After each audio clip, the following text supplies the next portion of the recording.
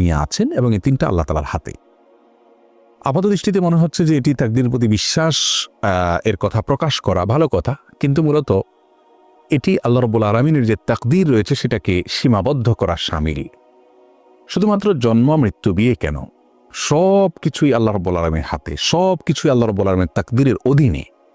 আমরা কি করব কি না করব আল্লাহ রাব্বুল আলামিন আগে থেকে জানেন, তিনি লিখে রেখেছেন। তার তাকদীর আমাদেরকে বাধ্য করছে, ব্যাপারটি সেরকম নয়, বরং আমরা যা করতাম, আমাদের যে গন্তব্য, আমাদের যে কর্ম, সেটা আল্লাহ তাআলা আগে থেকে জানেন, তিনি লিখে রেখেছেন। তার তাকদীরের বাইরে কিছুই নেই। শুধুমাত্র জন্ম, মৃত্যু, বিয়ে কেন, আমাদের উপার্জন, আমাদের খাদ্য, আমাদের রিজিক, আমাদের সব বিষয়গুলোই আল্লাহ রাব্বুল আলামিনের হাতে।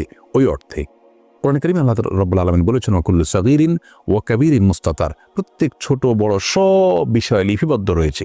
সব বিষয় আল্লাহ রাব্বুল আলামিনের জ্ঞানের অধীনে রয়েছে, আল্লাহ তাকদীরের অধীনে রয়েছে। বিধায় আমরা